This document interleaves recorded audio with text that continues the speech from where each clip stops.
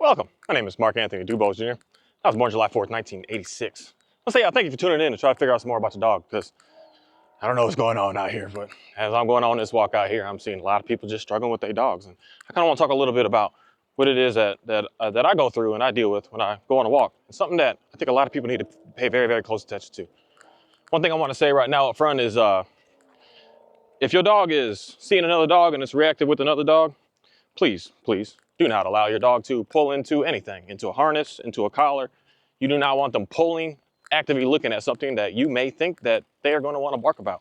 This is something that you want to do everything in your power to be able to get your dog to get out of. So when your dog starts to see what is potential threat, you want that dog to be able to get into the position that it is not pulling at all. It is on a completely loose lead, and it is, for the most part, fairly with you.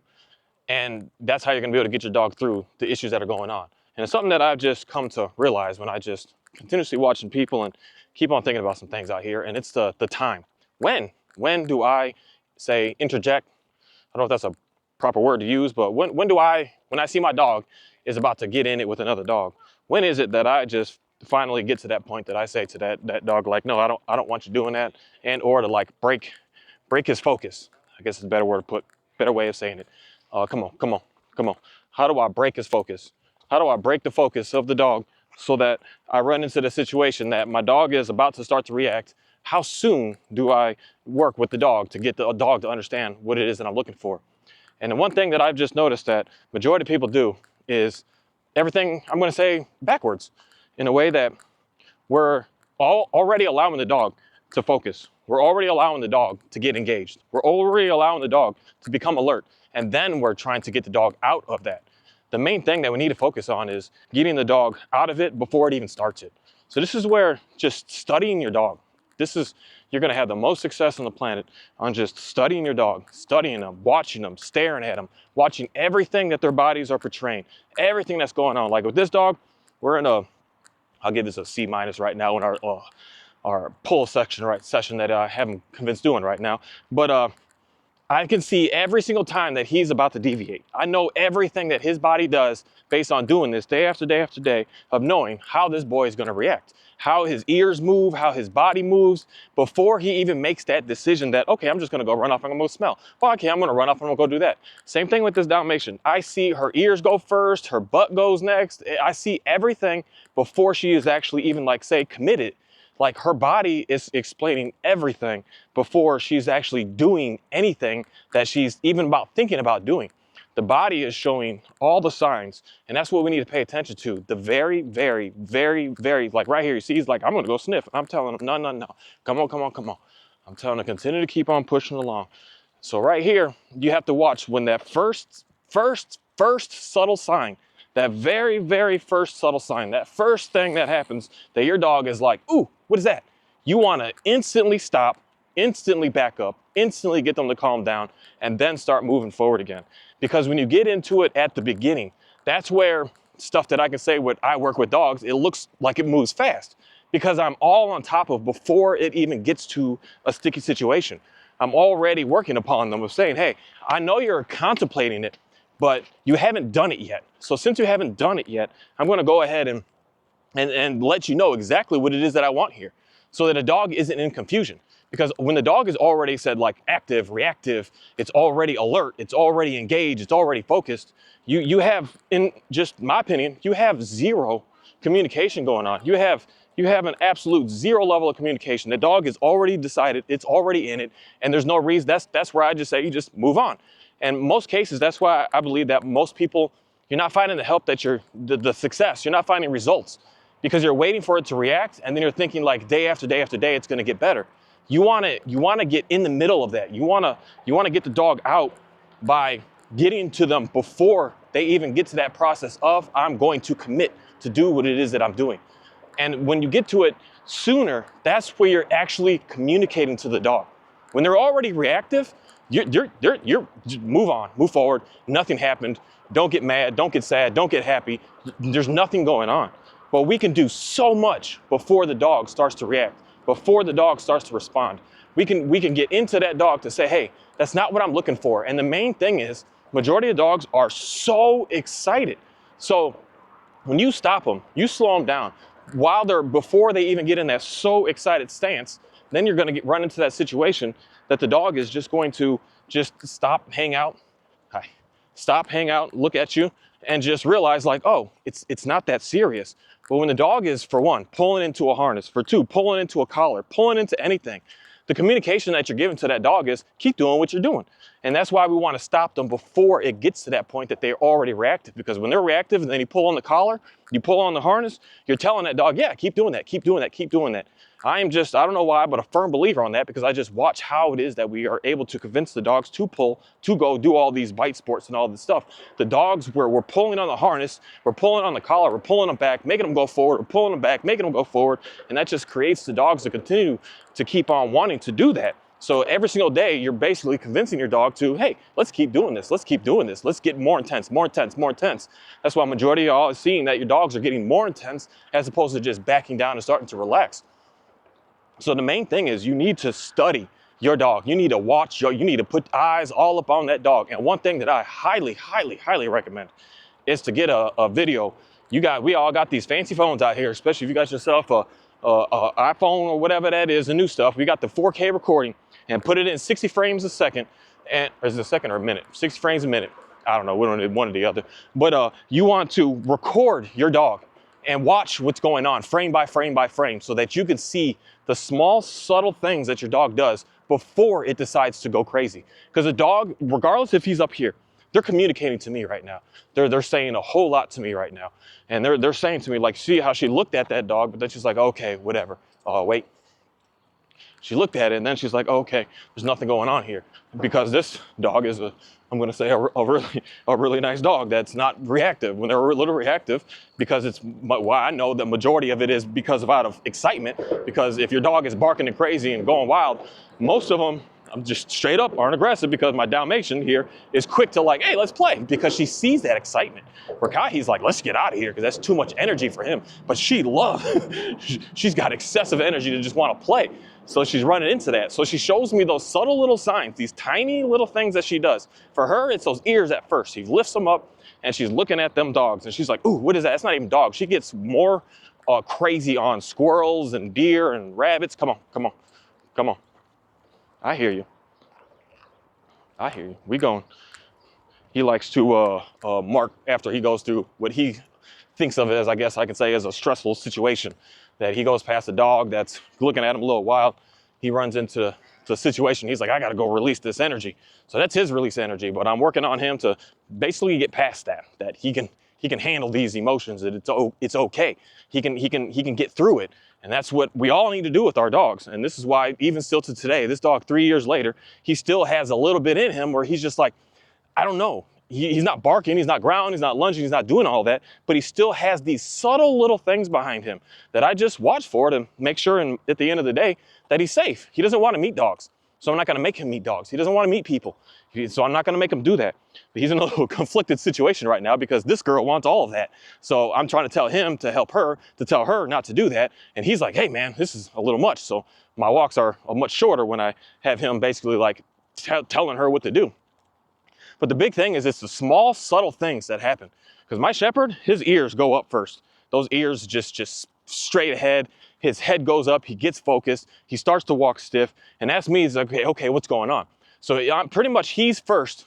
This is what's, like I say, the beauty of having a dog that you've been working on for so long, and also the beauty of going on walks with people who have dogs that are already nice, so that they can be able to teach your dog how to do some things. And at the same time, since he's not so reactive and not so jumpy and not so wild, he alerts first and then she follows along. So then I can communicate to her based on knowing that something already ahead is coming up.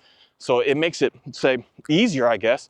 But that's, again, the beauty of just consistently walking the dog every day and studying. Because I would get a recording of your dog and just put the camera directly on the dog and watch the dog, what it does, frame by frame by frame, to see what are the small, subtle little things that my dog is giving off to let me know that, for one, the main thing I can say is just they're uncomfortable. Something's going on that they're starting to feel really, really uncomfortable. And you have to get into understanding that this is the part that, I'm guilty of. I'm guilty of both sides of it, giving them too much treats and guilty of giving them too much pressure. I'm guilty of both of them. Come on, come on. Let's go this way. Come on this way. I don't want to go that way. I'm guilty of going both, so that when the dog is in that middle, in that situation where it's wanting to, like said, react, it's starting to get uncomfortable is the way that I look at it. We can't just come in and just correct that dog, because then that not only puts the dog in said fear of it's going on around it, it also puts it in fear of you. And then that's why the unfortunate thing is you have to keep using more and more and more pressure, because then that's where the dog is like, it's scared of you, but then it's like, well, I could take it from you, because that over there is starting to become more scary. And that's where that balance starts to get very, very, very awkward, where you start to run in a very dangerous situation, because then that's when there's only so much pressure on physical, like e-collar, prong collar, slip leash. There's only so much you can do. You will always cap out.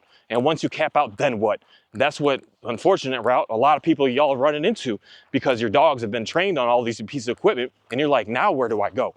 Outside of like just the advice that majority of people are going to give is put the dog down. And then at the same time, using the treats. The treats go that same exact route, that you have to find more, find a better, find a better, find a better, find a better toy, find a better toy, find a better, find a more, find a more, find a more. I'll let you take that one. Find a more, and you're just constantly looking for more and more and more. And then you're going to run into that scenario that there's just there's nothing that is going to fulfill, just be able to satisfy the dog completely, that's going to be able to take them out of that. And that's where you're running into stumbles. And the only way that I'm just going to say that I've just really come to see, that to get said majority of dogs to be in a good place, the only way is to let them just understand that they can get through it on their own. Understand that their emotions are going wild, their thoughts are going crazy. And this may sound crazy to a lot of people, but this is just what I see in dogs. They're seriously thinking through what they're about to do, and they're giving us very clear communication. And if we're not listening to what it is that they're asking from us, basically, in most cases, is to help protect them, they're going to run into the situation that they're going to feel like they need to protect themselves. And when they try to protect themselves, it's going to look crazy, because that's what dogs do, is look crazy to us as humans when a dog is just doing what a dog does. And it's something that, unfortunately, is what a lot of us are dealing with right now, because we're not allowing the dogs themselves to just be able to get through it. Then we're not allowing them to just run into a situation that we're saying to you, hey, I know you got a lot going on. I don't want to try to give you this cookie to get out of it. I don't want to try to give you this pressure to get out of it. I just want you to get out of it all on your own. And they tell us where their breaking point is. But that's the part where they run into frustration with us as well, the human being with the dog, because then they're just like, you're not listening to me. You're not paying attention to me. You don't care about what's affecting me. So then that's when the dogs start to get extremely pushy with us, because we're not focusing on the main true thing that's going on with the dog. And the main true thing that's going on with the dog is it's just uncomfortable. And we need to allow the dog to be able to realize that it can handle that on its own, that it doesn't need to do it for itself. And that's the main focus on why I say it's about the timing on when you get into your dog's brain of saying to them, I got your back, buddy. It's the timing. You got to get it. You got to get it as soon as absolute possible. And that's the main thing that starts to get very, very complicated with using like clicker training, for instance. Clicker training is a phenomenal thing to be able to utilize, to be able to work with a lot of dogs. But you run into the situation that you have to know the time. You have to be on time every time. If you're not on time every time, you're going to run into a situation that the dog is going to be confused of what's going on. And being on time means you're ahead of time. And that's how dogs work with us as human beings, that we need to be ahead of what they are about to do. We can't already just, oh, you're doing it, so now we're going to try to do something about it. It's too late. It's too late. You got to get into that situation before anything starts to happen.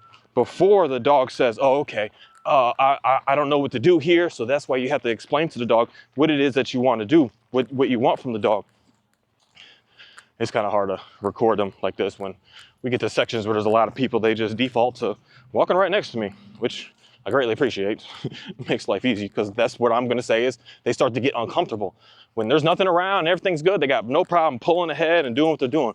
But when they start to get a little uncomfortable, when there's a lot going on, they're in reality how I see especially how my shepherd here is. He's like, hey man, you got me? You going to keep me safe? Like there's just a lot of people around right now. There's a lot of stuff going on right now. A lot of people out there yelling and screaming, a lot of kids moving and running. And he's like, hey man, this is a little sketchy. I don't know what's going on. So he's looking for me to help guide him where we're gonna go next. And that's what I always want my dogs to know, that you can come to me for that safety because I can see that you're uncomfortable.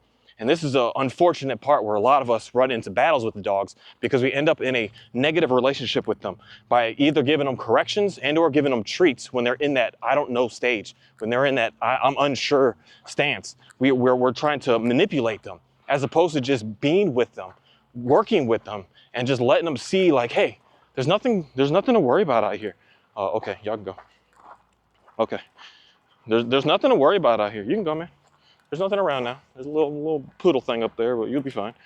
There's nothing to worry about. And when we're using said like negative things to try to, again, if someone's gonna say to me, giving treats is a negative experience if the dog is not seeing it as a positive experience in the moment. It's about what the dog perceives, not what us as human beings perceive. You as a human think food, oh good, but that's not what goes on with the dog. It's like you being scared. This is, I guess, a perfect example of how that can go. You're scared of snakes. You're scared of rattlesnakes. Man, you're just scared of snakes. You're not even scared if it's venomous or poison or none of that. You're just like snake radar, danger. I gotta get the heck out of here. Kai, you can go. Okay. Come on. You can get back on mission. Good boy. You good. You can go. I'll even let you smell something if you want. But you're scared of snakes. There's no amount of food that I can give you to get out of that fear of snakes. I can't just have you sit by a snake and give you cake. Sit by a snake and give you cake. And just keep going through that over and over and over. You're just gonna look at that snake even more terrified and even more confused. And even just like, what the heck is actually going on right now? Because you're not actually like dealing with the issue of realizing that maybe if you're scared of snakes, one thing you could do for us as human beings that can make things easy for us is we can educate ourselves about them. We can look at the snake and say, hey, I see snake. Let me learn about it. This is why, for me personally, I used to be terrified of rattlesnakes. And then I moved to this property that's got rattlesnakes everywhere. So I'm like, what the heck am I about to do here? And okay, man, you can go. You can go. Go ahead, go. I see you. We're in a clear now. All the commotion is gone. I got myself to, I guess I can desensitize myself to the power of me being scared of the snakes by researching the snakes. How do they strike? What is the venom that they push out? How ruthless is it to me? How dangerous is it? Can it kill me in 5 minutes, or is it going to take a couple of days or a couple of hours? Like what's going on with all of that? That's something that I started educating myself. I was like, okay, how far do I need to be for it to be able to effectively hurt me? I was learning all of this, and then I realized, oh, there's nothing to be scared of because these snakes can't really strike. They're actually really, really soft snakes. So for the next person, I need to get a little distance. You know, the distance is what's going to be able to if I see one from a distance, I can be able to calm my emotions. And then you just keep going and keep going and keep going with that. And then you just get closer and closer and closer and closer to the point that you're finally just able to just stand next to it. But being able to stand next to it doesn't mean that you want to touch it. Doesn't mean that you want to be a part of it. Just means that you're cool with being next to it. And there's all these things to think about when it comes down to your dog. Just because your dog, you can get your dog to a point that it's like cool, where this is where for me, like especially my German Shepherd here, he's cool with being around dogs. He doesn't want to meet dogs. And I'm cool with that. That's just who he is. And I'm not going to force him to get into wanting to do that with somebody and wanting to be in that dog-to-dog meet and try to just, assert my human authority upon him and say, this is what you have to do. This is because I'm telling you to do this. I see that he's not comfortable with it. So I had to start from a distance. I had to be far from other dogs at first. Got him closer to dogs, closer and closer and closer to the point that today, now we can just walk side by side and walk past them. And it's not a big, scary, sticky situation. He's just like, oh, it's okay. Because the biggest thing is you want to find that key moment that when it starts, when the dog gives you that first signal of, hey, what's going on? Because most dogs, they're so fast, and this is what's hard about them to a lot of us, and when we're looking at them, they're so fast with their body language and what they're doing. So most dogs, I noticed, they always give a freeze response. They freeze. They're like they see a dog, like so, for instance, there's a dog coming up here. They always just have like a little bit of a hesitation that goes on, and they just freeze and like, oh, what is that? But it's so fast that it's hard to see with the natural eye from us as humans. This is why it's nice to just record them so that you can see it and you can start to pay attention. You'll see a freeze, you'll see the tail, you'll see the feet, you'll see the head, you'll see the ears, you'll see something, and you'll start to understand your dog, what your dog is doing. And as soon as you see that little bit of uncomfortableness from your dog where it's like, I don't know, that's where you stop. That's where you take a couple of steps back. That's where you hang out for a moment to be able to get the dog to be good. And that's where, if your dog is just can't be within 2 feet of another dog, don't take your dog to a trail like this out here. Because I see a lot of dogs out here all the time. And if you're just like, oh, I'm just gonna muscle through it, you're gonna stumble, because you're gonna run into a situation that your dog is going to, oh, come on, girl. Your dog is going to just have a absolute sensory overload that you're just going to be working backwards to the point that it's going to be in fear of you, not just it got past and through the situation. That's why when you just, I guess that word, the proper word is flooding the dog too much, that it can look good in the moment, but it's still not fixed, because now you just lost respect from your dog for you. Now your dog's gonna look at you like, I don't trust you, and I can't do nothing with you because you just pushed me through this. So they'll deal with it for a while until it just basically doesn't work again in the future. And that's what most dog training stuff I've just come to realize is. It works for a little bit and then it just stops working, and you're just like, what the heck is going on? That's why we're looking for that next technique, that next technique, that next thing, that next thing, that next thing, because you just need that next thing constant over and over, because we're just not dealing with being able to, for one, how to effectively communicate with our dogs. We're not seeing the issues that are going on with them. We're not paying attention to the responses that they're giving us to let us know what's happening and how they're feeling and what's going on with them. We're just moving on, and that's where the dog feels a lack of respect, because it has no, come on guys, come on, come on, come on, come on. Because it has absolutely no understanding that you know how to see what he or she is saying to you. And that's where we have to start to study. I'm telling you, you study your dog, you record your dog, you see the subtle things. And when your dog gives you that subtle little gesture, that's when you stop. That's when you get space. That's when you do nothing. You don't praise them. You don't pet them. You don't do nothing. You don't give them no treats. You don't give them no toys. You just completely wait it out. You just sit there and you just completely just ignore it. They will calm down. And if they're getting back in it and they're going forward, pulling forward into that leash again, you pull them back again. Pull them back. You want to disengage.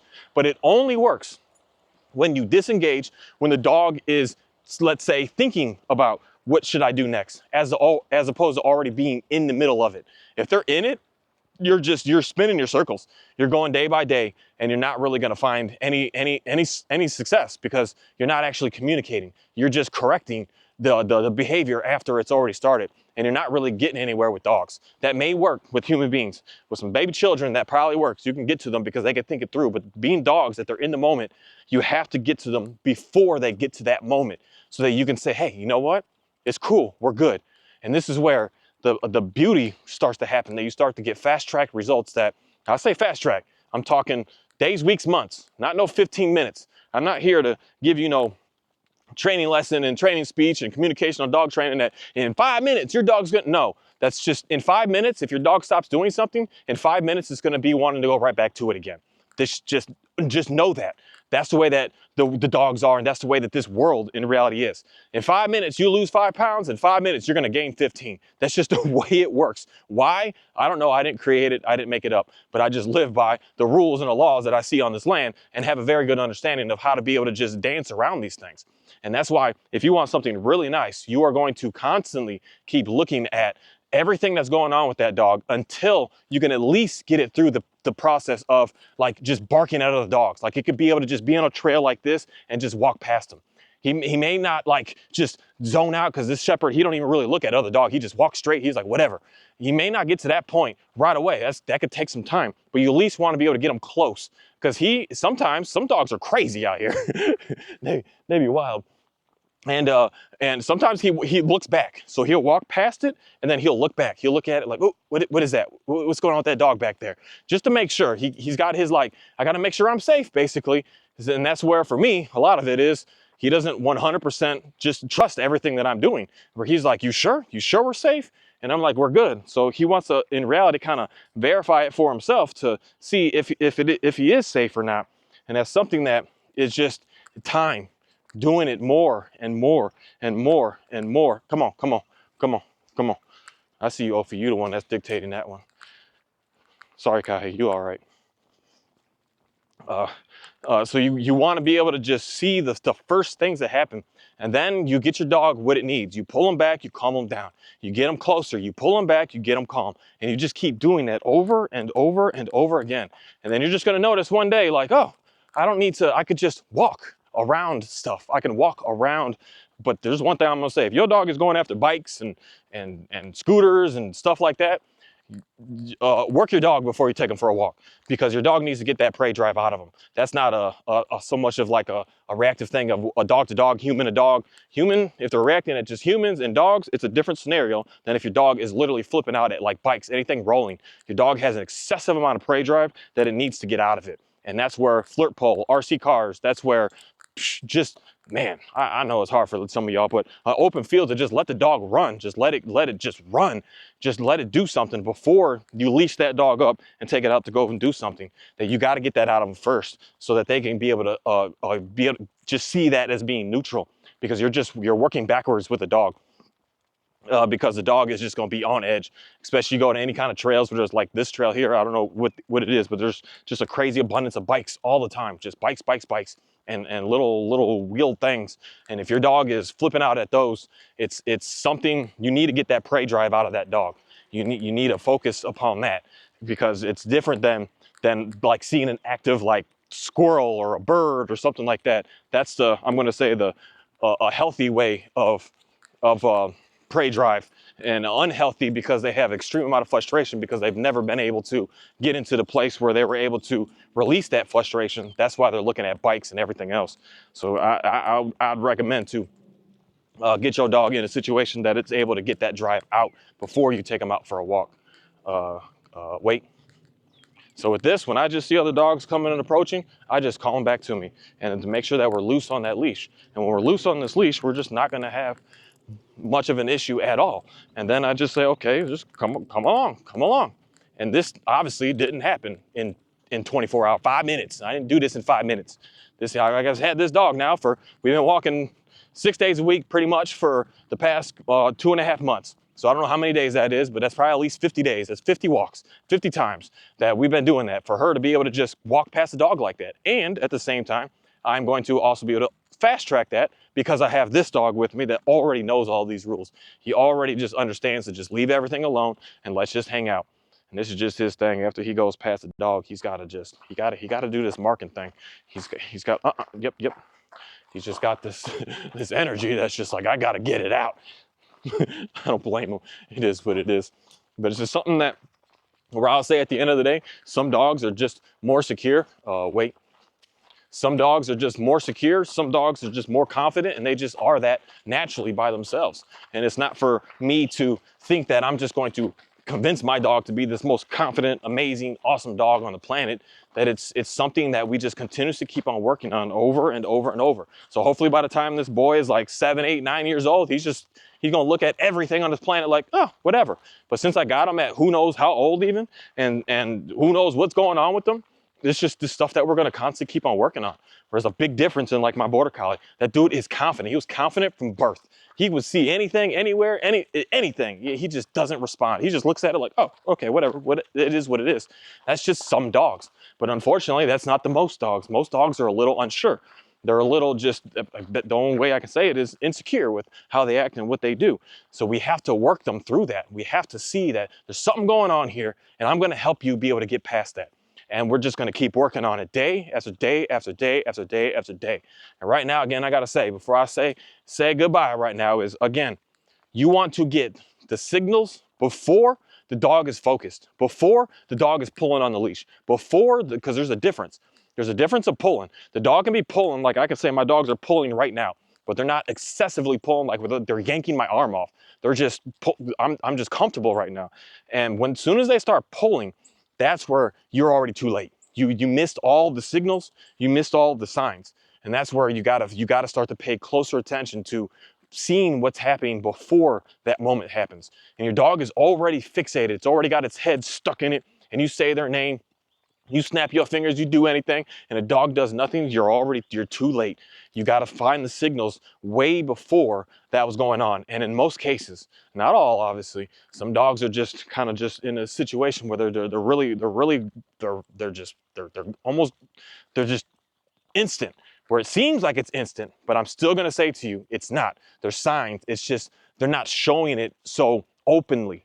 Where like how my shepherd with his big old ears, he shows it very openly. What's going on? Ophi here, she shows her ears very openly. She's like, I see something. Some dogs, they like to, the only thing I can say is just hide it. And they like to keep it concealed in a way of maybe for the other dog or for the other person that they're said reacting upon, so that they don't know what's going on, so that they know, because the dogs, when they're on leash, they're for the most part feel very, they feel very, very safe, because they know that they're just going to bounce off the leash and still be close to you. Because most dogs in that situation, they rarely just run off and actually go to the other dog. They're nervous. There are those crazy ones out there, I will say. I don't want to say that they're crazy, but there are those wild ones out there that are just like, I'm just going to do whatever I want and just go at it. There are those ones, but most of them, they're nervous and they're barking because they want to get that stuff away. And once we let them know that we're here and let them be able to deal with it and deal with you, and once they realize that you're communicating, you understand what's going on, that's, in my opinion, when the magic starts to happen. That's when things start to get just really, really nice, because that's when the dog is like, hey, you understand what's going on with me. So it's like right here, she's pulling a little bit because she sees dragonfly. Wait. She's pulling a little bit. So right here, I want them to always know. I tell them to wait, and they always slow down. Hi. Hi. And they always slow down to the point of just passing, because they've done this over and over and over and realized continuously over and over again, these dogs are not going to come and get me. Even when they do growl, because most dogs still, they don't bark at me because mine aren't giving that energy back. Mine are giving the energy of, I want to get out of here. So the other dog is looking at them like, okay, well, just get out of here, because that's what I want you to do anyways. So they don't really react. Then that's why when I walk past most all dogs rarely bark at me, because mine are already like, dude, I want no beef. I got no problems. I'm just headed on my mission. I'm headed out of here, and I don't want nothing to do with you. And that's what we want our dogs to be able to get into. And the only way to do that is when the dog understands that you understand what's going on with them. You're not going to punish the dog because of what it's doing. And that comes all the way down to even using a harness. You could punish the dog by pulling on it at the wrong time, in the wrong moment. And your dog's like, what the heck? What do you want from me? Like, what's going on? And the dog gets confused. You can punish the dog by giving it a treat all in the middle of what it's doing. And in reality, most dogs don't take treats in that situation because they're so gone, they're so out of it. And you don't want to punish the dog. You want the dog to understand that you understand what's going on with them. Thank you.